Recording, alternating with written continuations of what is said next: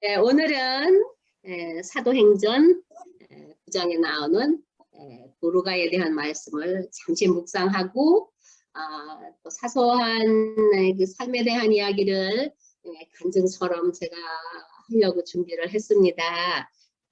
사도행전 9장은 43절이에요. 43절로 끝이 나는데 그것에 등장하는 인물들과 사건들이 굉장히 많습니다. 사울이 그리스도인들을 아주 굉장히 많이 핍박을 한 일과 또 그 사울이 그 다메섹을 지나가면서 예수님께서 빛으로 음성으로 사울아 왜 내가 나를 핍박하느냐 그랬을 때 그 빛을 받으면서 땅에 엎어지지요. 엎어지면서 일어나면서 눈을 보지 못한 이야기. 그 다음에 주님께서 그 아나니아라는 사람을 보내서 사울의 눈에 안수를 하고 또 눈을 다시 보게 되는 이야기. 그 다음에 사울이 회심을 하고 그리스도를 전하는 이야기. 또 그가 회심하고 전도하는 모습을 본 유대인들이 워낙 그리스도인들을 핍박을 많이 하고 아주 나쁜 짓을 많이 했기 때문에 그의 행동을 믿지 못하고 사울을 죽이려고 했을 때에 그 제자들이 사울을 광주리에 담아서 성벽에서 달아내리는 이야기. 또 베드로가 루다라는 곳에서 애니아라고 하는 중풍병자를 고치는 이야기. 그 부분에 이제 요바의 다비다란 여제자, 우리가 도로가라고 부르는 집사님의 이야기.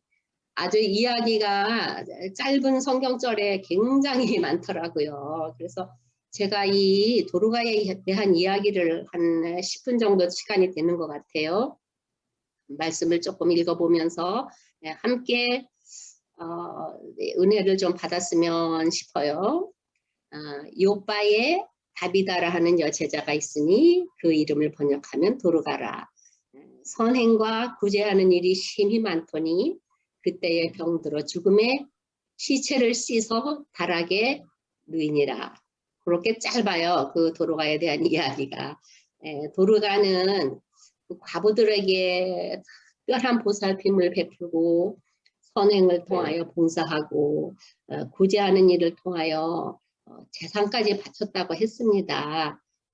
대리인을 통해서 자비 베푸는 일에 만족하지 않고 자신의 소유뿐만 아니라 자기 자신까지 다 바쳤다고 했습니다. 구제의 목적으로 옷을 짓는 일이 그녀의 습관이 되었다고 했는데 그러던 도르가가 이제 병이 들어서 이제 죽게 된 거죠. 보니까 도르가는 사슴이라는 뜻이 있다고 합니다. 성경 주석에 보니까 야생 암염소라고 되어 있더라고요. 제가 이 도로가 얘기를 하면서 베드로의 이야기를 안 할 수가 없어서 9장 32절 앞으로 한번 돌아가 보겠습니다. 그때에 베드로가 사방으로 두루 다니다가 루다에 있는 성도들에게 내려갔더니 거기서 애니아라는 사람을 만나매 그는 중풍병으로 침상 위에 누운 지 8해더라.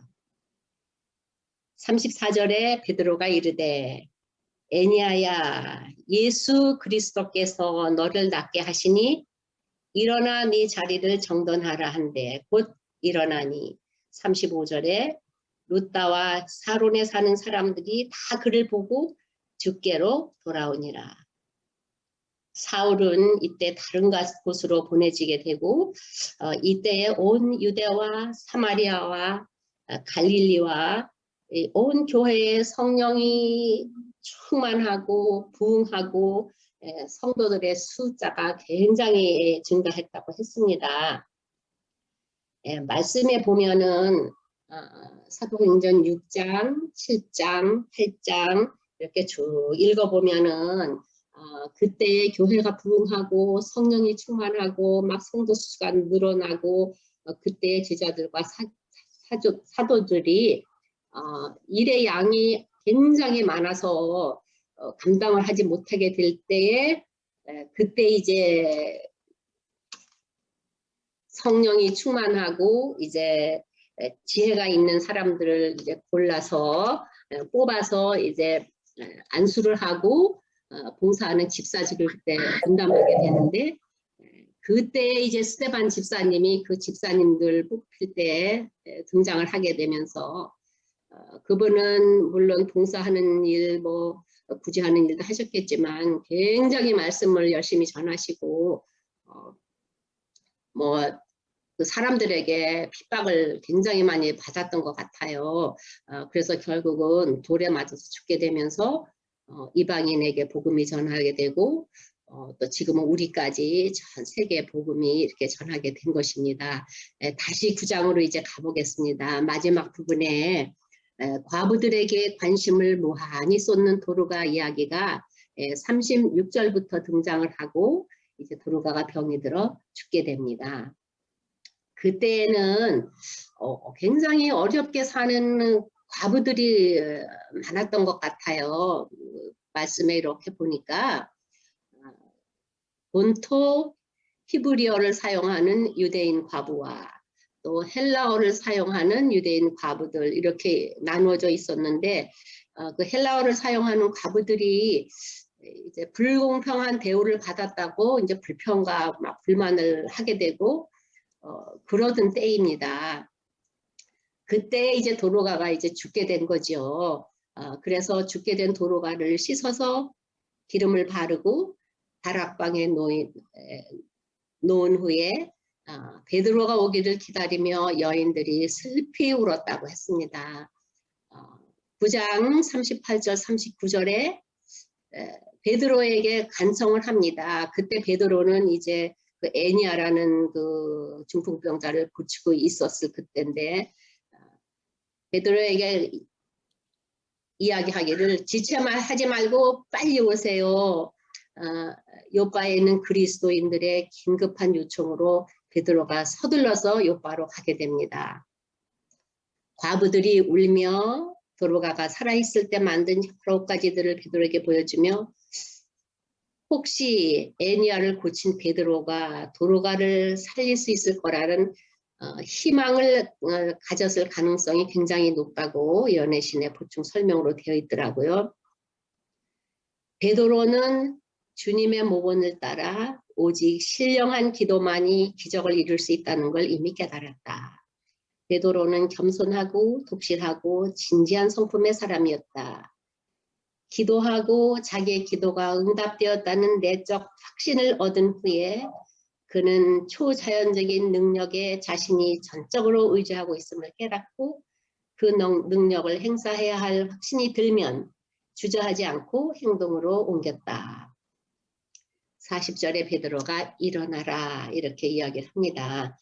베드로가 사람을 다 내보내고 무릎을 꿇고 기도하고 돌이켜 시체를 향하여 이르되 다비다야 일어나라 하니 그가 눈을 떠 베드로를 보고 일어나 앉는지라. 베드로는 주님의 모본을 그대로 따르고 있었다.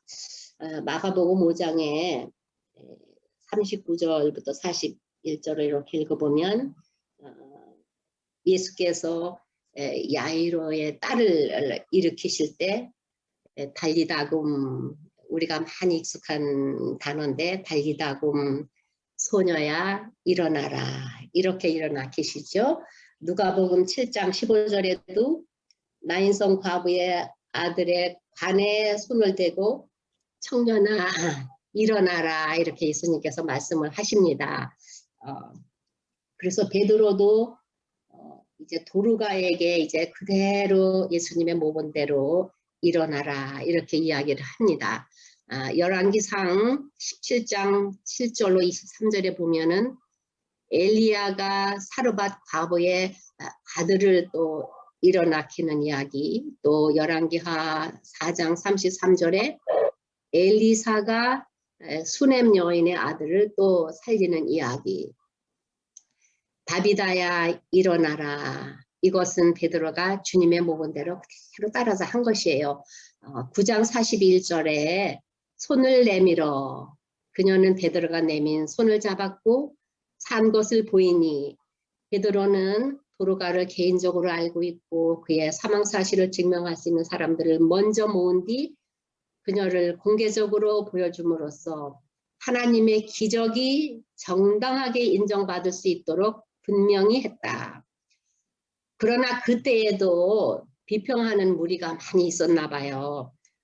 도로가는 죽은 게 아니고 죽은 사람을 살린 것이 아니고 혼수 상태에 있었다고 우기면서 죽은 자를 회생시키는 그 하나님의 기적의 이 실제성에 사람들이 의심을 가지도록 그렇게 했었는가 봅니다. 그 비평하는 사람들이.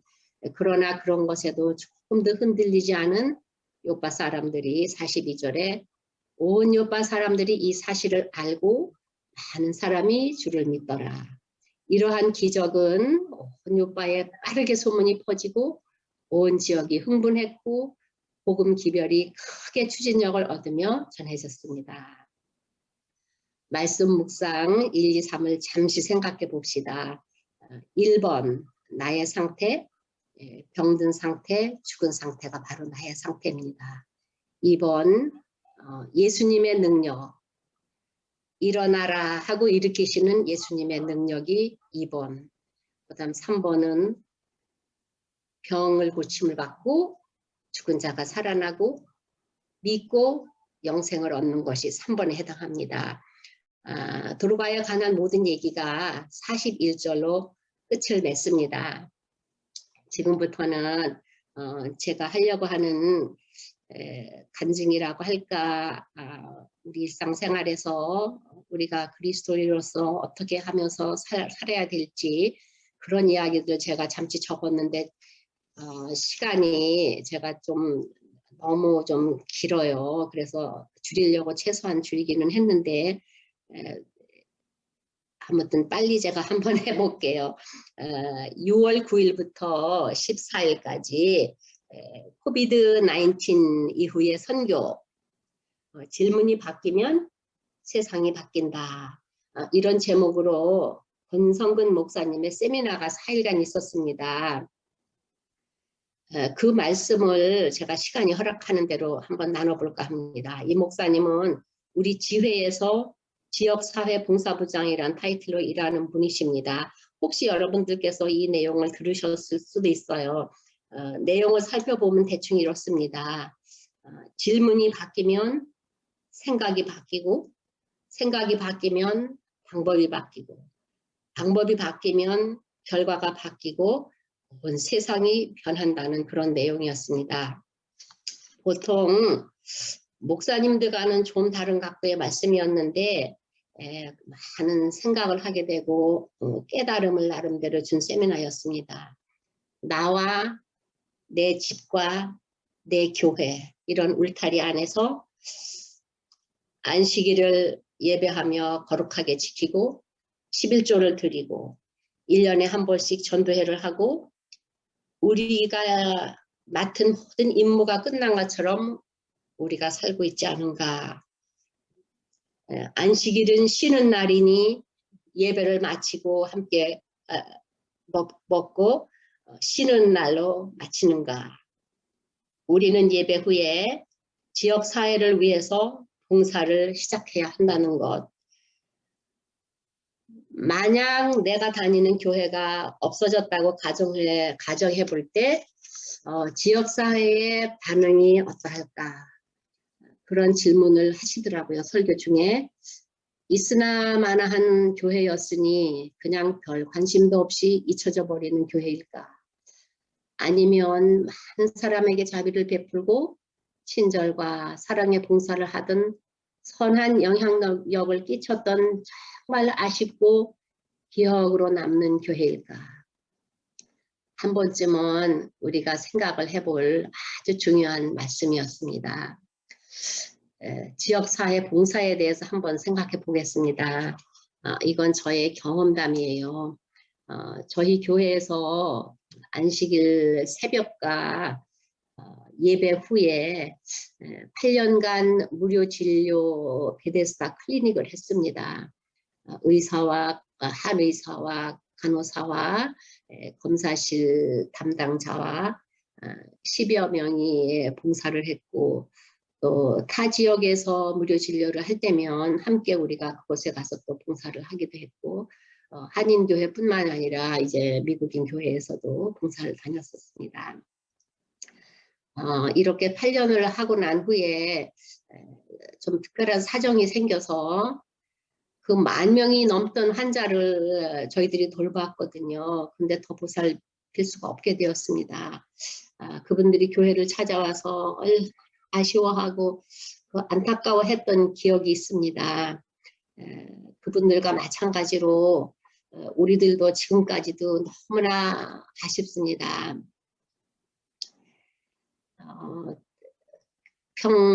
평상시에 또 저희 교회에서 또 비난을 하는 사람도 있었어요. 안식일에 그렇게 많은 일들을 하는 것이 안식일을 범하는 것이라, 이런 이야기도 들으면서도 저희들이 8년간 아무튼 봉사를 했었습니다. 여러 해 전에 페루로 여름 단기 봉사를 간 적이 있었는데, 돌아온 후에 이제 우리가 모여서 이야기를 하는 것은 우리가 계속 컨티뉴 케어를 못 한다는 거예요. 단기 선교를 가면 그 선교가 한 주일 끝나고 나면 우리가 약을 뭐 몇 달치를 주고 오고 이러긴 하지만 그 계속해서 케어를 하는 것을 할 수가 없기 때문에 상의를 하게 됐습니다. 이 단기 선교가 큰 의미가 없으니까 우리가 다른 방법을 해야겠다 해서 한 집사님이 전 세계를 다 설치를 하셨습니다. 그래서 거리가 좀 가깝고 매 같은 곳에서 봉사할 수 있고 또 그곳에 클리닉을 짓자, 이렇게 제의를 하셔가지고 저희가 혼두라스라는 나라를 정했어요. 모두가 의견을 모으고 이제 답사를 여러 번 왔다 갔다 하면서 한 다음에 이제 선교 센터를 아주 본격적으로 지키러 그렇게 하고, 첫 해에 50여 명이 넘는 봉사팀이 혼두라스를 갔습니다. 우리가 이제 그 봉사를 하러 갈 때는 비행기 표보다 500불을 더 내요. 그러니까 50명이 갔으니까 50 곱하기 500불은 그래도 상당히 많은 돈이잖아요. 근데 우리가 이제 무료 진료를 하면서 이렇게 컨트랙트 된 그 레보라토리에서 받는 그 인센티브가 있어가지고 또 돈도 이렇게 모으는 그런 일들 했었기 때문에 우리가 돈을 좀 많이 모았습니다. 그래서 이제 선교센터를 50여 명이 넘는 이제 봉사팀이 혼두라스를 가서 우리 삼육대학교, 삼육대학이 아니라 삼육국민학교, 중학교, 고등학교 이렇게 있는 그곳에 이제 아이들이 방학할 때 갔기 때문에 거기서 숙식을 하면서 땅을 파고 일주일 동안 무료 진료를 3,000명이 넘게 했습니다. 대형 치과 트레일러도 빌려줘서 아주 성공적으로 전대를 마치고 저희들이 현지인들을 고용해가지고 1년 내에 클리닉을 완공했습니다. 그래서 2차 방문 때 그 문을 들어가는데 너무나 감격해가지고 말이 안 나오더라고요. 그 기쁜 마음과 그거를 말로는 표현할 수가 없어요. 그래서 그 클리닉이 지어지고 저희들과 같이 봉사하던 집사님 부부가 그곳에 가서 아주 상주를 했습니다. 5년을. 부인은 한의사이고 하고 남편은 이제 모든 집안 그 총무일을 하시는 그런 분인데 두 분이 가셔서 상주하시고, 한 장로님이 1년 동안 계시면서 그 각 시에서 사람들을 뽑아가지고 검사실 현미경으로 들여다보는 검사 그 하는 모든 트레이닝을 다 시키고 자격증까지 줬습니다. 그리고 또 미용 클래스를 해서 이발하는 것도 다 가르치고 그것도 수료식을 하고, 클리닉은 약국, 검사실, 환자 진료실, 대합실, 수세식, 화장실 수만 불을 들여서 완공을 했습니다. 또 바이블 워커도 우리가 선정을 해서 여기서 월급을 주면서 고용해서 그분이 이제 다니면서 성경을 가르치고 영혼 구원하는 일을 했습니다. 땅만 이렇게 있는 그곳에다 저희들이 교회를 지었어요. 그래서 이제 청년들이 그 다음 해에 이제 가서 전도회를 하고 침례자를 상당히 많이 그때 9명인가 그렇게 침례를 줬습니다. 또 특별히 공부를 잘하는 학생들, 또 부모님과 가족들이 다 믿는 그러한 학생 중에서 우리가 장학생을 또 뽑아가지고 장학금을 줘서 공부를 계속 하도록 그렇게 했습니다. 클리닉 직원들도 여러분들 그 어려운 현지인들을 다 고용해서 아주 저희 클리닉이 아주 그냥 명성이 있는 클리닉으로 정말 우뚝 서게 됐습니다. 거기가 시골이기 때문에 아주 빌딩도 잘 지었고 굉장히 사회에서 인정받는 그런 클리닉으로 운영을 했습니다. 베데스다 클리닉이라고 이렇게 간판도 앞에다 걸고 클리닉 앞에는 그 도로가 이렇게 제대로 되어 있지 않던 곳인데 그 시에서 그 불편한 거기에다가 버스 스탑도 만들고 그 버스가 클리닉에 올 수 있도록 그렇게 다 해줬고 또 환자들이 진료하기 위해서 그 기다릴 때 굉장히 더워요 거기가. 근데 그 기다리는 곳 그 작은 이렇게 정자 같은 것도 지어 주었었습니다. 길이 이제 험하고 이 아스팔트가 돼 있는 길이 아니기 때문에 그 세단으로 시골길을 다니질 못해요. 그래서 이제 저희들이 이곳에서 트럭을 한 대 샀습니다. 사가지고 이제 막 롱비치에서 이제 보내려고 하던 그때였었는데 그때가 한 5년쯤 됐던 때인데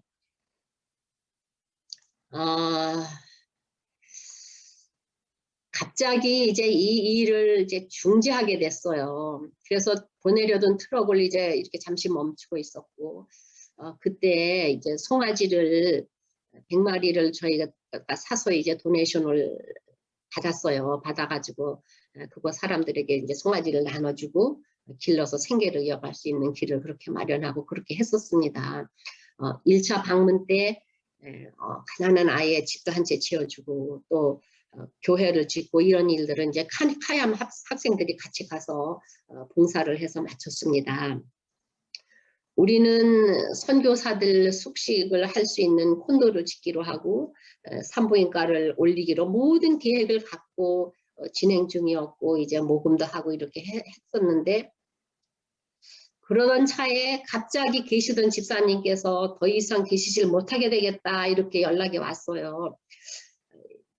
지금 한 몇 년이 지난 지금도 왜 그랬는지 정확한 내용은 잘 모르겠지만 대회에서 나와서 그냥 자기네가 운영하겠으니까 나가라고 그러더래요. 그래서 그냥 모든 걸 딱 놔두고 그 집사님 두 분이 그냥 오셨어요. 현미경을 현미경뿐 아니라 검사실의 모든 장비들, 의료기구들, 약품들, EKG 기계, 모니터, 혈압 재는 거 저희들이 다 사서 거기다 비치를 하고 완전히 병원처럼 그렇게 했었거든요. 그런데 모든 걸 그대로 두고 그냥 몸만 오셨더라고요. 거기 날씨가요 95도가 넘어요. 그런데다 습도가 너무 많아가지고 샤워를 하고 나와도 땀이 줄줄줄줄 나는 그런 기온이에요. 그냥 땀이 막 범벅이 되고 불도 없는 산골에서 천둥 번개 갇히면 선교지에서 사용하던 자바 발전 전기고 뭐고 다 나가요. 그러면 깜깜해서 아무것도 안 보이는데 어린애들이 막 무서워서 울고 우리는 이제 촛불을 켜놓고 다음날 쓸 것들을 이렇게 챙기고 약을 집어넣고 이런 일을 했는데 물 때문에 대원 전체가 다 설사예요. 토하고 설사하고 또 할인이 저기 물 것들이 너무나 많아서 다리가 성한 데가 없어요. 다들 물려가지고 완전 그 한국의 50년대를 연상케 하는 그런 광경이었습니다. 일주일 내내 아파가지고 일도 하나도 못하고 갔다가 그냥 온 아이도 있습니다. 음식도 전혀 맞지 않고 그것은 마약 관계가 있는 그런 나라가 돼가지고 이렇게 총을 들고 그냥 사람들이 많이 서 있어요. 밖에 무서워서 나가기가 굉장히 좀 살벌한 곳이거든요. 그래서 이제 일단 거기 들어오면은 그 안에서는 나가지를 못하게 우리가 아주 철저하게 하는데도 불구하고 이 아이들이 이제 먹는 게 뭐 마음에 안 들으니까 몰래 나가가지고 밖에서 음식을 사다 먹더라고요. 시내에 닭고기집이 다 동이 났었대요. 그 많은 애들이 나가서 계속 사 먹어가지고. 그런데 제가 그곳에 가면서 10년을 거기서 봉사를 하고 있는 간호원도 보았고, 또 온 가족이 애들 방학 때에 거기에 고아원에 봉사하러 오는 가족도 보았습니다. 물어보니까 여비 15,000불이 더 들었다고 하더라고요. 그 한 주일을 우리가 견디지를 못해가지고 그 우리 자녀들이 과연 우리가 이 마지막에 이 어려운 일을 당할 때가 돌아오면 그 애들이 과연 설 수가 있을까? 물론 저를 포함해서 그런데 저 시대는 배고픈 시절이 있었거든요.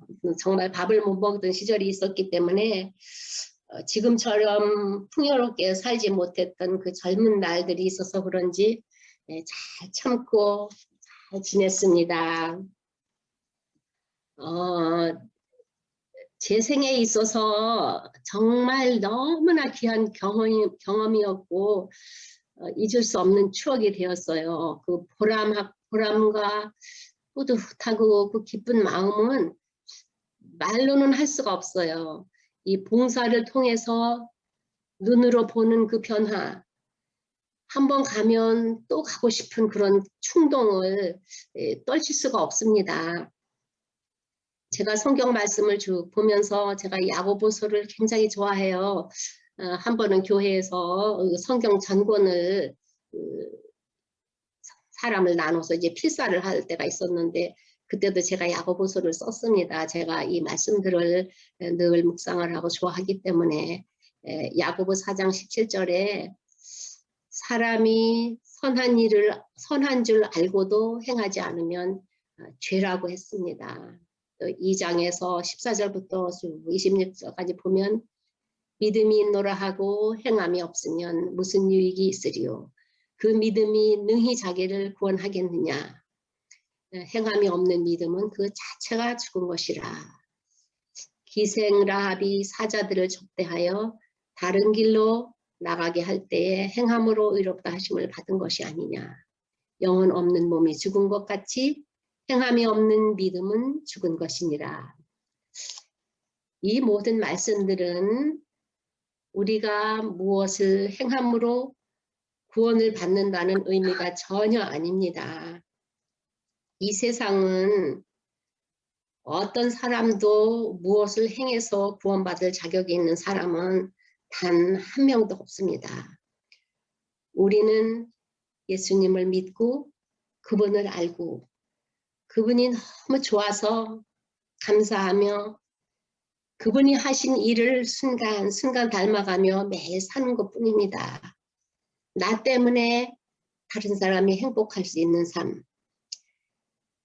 몸에 배어있는 봉사, 내 스스로는 봉사라고조차 생각하지 않는 그 아름다운 매일매일의 삶, 교회를 통해서 하던 모든 봉사활동을 끝내고 제가 70세 되던 해에 미국인 그룹 안과의사, 치과의사, 수술실 간호사, 엔지니어 이렇게 함께 휘지로 한 주 동안 의료봉사를 갔었습니다.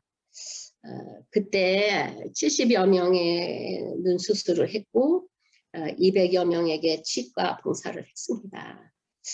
친한 친구와 연락을 해서 같이 갔는데 너무나도 보람있고 좋았어요. 그 후로는 이제 친구가 건강이 좀 안 좋아서 가지를 못하고 5년이라는 시간이 지난 지금 내가 좀 젊었을 때 이런 일을 했더라면 얼마나 좋았을까. 제가 그런 생각을 하게 됩니다. 미국인 그룹과 이제 이렇게 봉사활동을 가면 굉장히 외로워요. 사실 내 혼자 따라가면 한국인 같이 친한 친구가 같이 가면 함께 다니고 함께 먹고 함께 봉사하고 이러기 때문에 굉장히 즐겁고 재미있는데 혼자 가긴 좀 힘들거든요. 금년 10월에 이 선교팀, 눈 의료 선교팀이 또 가신다고 연락이 왔더라고요. 같이 가자고. 이제 자신이 없어서 대답을 못했습니다. 오고 가는 길이 너무나 멀고 큰 비행기를 타고 도시로 갈 때는 상관이 없는데 거기서 내려서 10명밖에 안 타는 조그만 비행기를 또 타고 또 배를 타고 막 1시간을 그냥 그런 그 바다를 막 가르고 가는데 막 토하고 너무나 무섭고 그렇더라고요. 그리고 버스를 타고 가고 이런 오가는 길이 너무나 지쳐가지고 이제는 가고 싶어도 이제 가기가 좀 힘들게 됐어요. 그래서 제가 내게 오는 기회가 항상 있는 게 아니구나. 우리가 하는 1, 2, 3 말씀 묵상도 어느 때인가는 못할 때가 올 것입니다.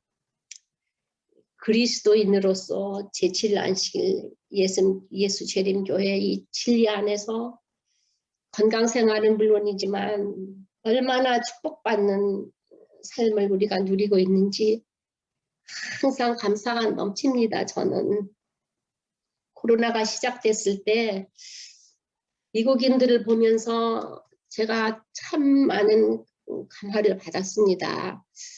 작년에 장갑도 없고 마스크도 없고 도무지 살 수가 없던 시절이 있었습니다. 이곳에는. 그런데 제가 유튜브를 이렇게 보면서 그 수천 개의 마스크를 만들어서 기관에도 보내고 병원에도 보내고 어린이들에게 보내고 그렇게 도네이션 하는 것을 제가 보았습니다. 또 농사 지은 채소를 봉투에다 이렇게 다 담아가지고 집집을 방문해서 나눠주시는 분들도 있더라고요. 휴지 몇 개를 구해다가 현관 앞에다 놓고 가기도 하고 과일도 가끔 놓고 가고 이렇게 이웃들의 아름다운 선행을 보면서 저도 조금씩 흉내를 내면서 살아가고 있습니다.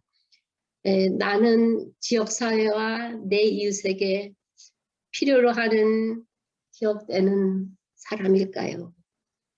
우리 스스로에게 물어봅시다. 내 이웃과 지역사회에서 필요가 없는 사람이라면 예수님에게는 필요한 사람일까요? 두서없이 대충 건너뛰며 생각나는 대로 말씀을 나누었는데 시간이 너무나 많이 소요돼서 이젠 그쳐야 될 것 같습니다. 내가 잘해서 들을 말씀이 절대로 아니고 함께 생각해보고 그 권 목사님께서 질문이 바뀌면 세상이 바뀐다 하시는 말씀을 다시 한번 되새겨보고 우리 스스로에게 유익한 시간이 되었기를 바랍니다. 여러분 감사합니다.